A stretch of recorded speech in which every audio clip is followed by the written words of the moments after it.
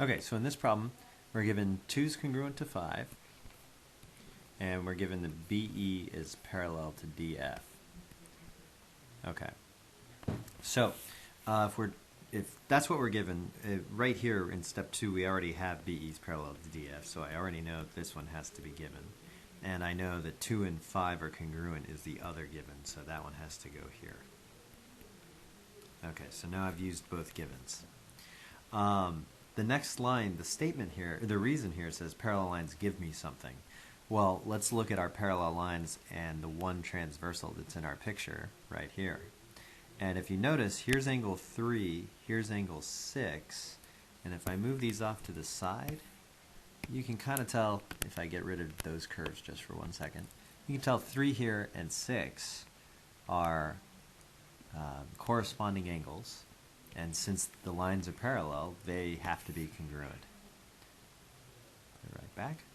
So now I've got parallel lines give me corresponding angles that are congruent, and the angles are 3 and 6.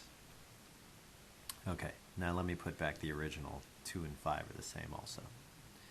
Okay, now if you look at this next reason here, it says, well, I've got 2 angles of one triangle are the same as 2 angles of another, so then the third angles have to be the same. Well, if you look at our original diagram up here, I've got 2 and 3 are the same as 5 and 6. So the remaining angles are 1 and 4.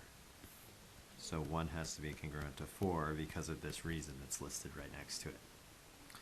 Okay, so let me clean this up just a little bit. Our last step is our final step, so you know that's what we have to prove. Goes here. AB is parallel to CD. Well, here's AB, and here's CD, and if you think about how do you get parallel lines, because that's what we're doing here. We're getting parallel lines.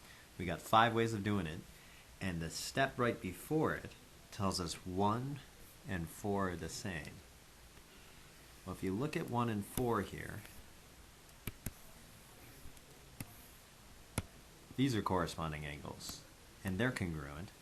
So corresponding angles that are congruent give me parallel lines. The 1 and the 4 that's in this step gives me these parallel lines.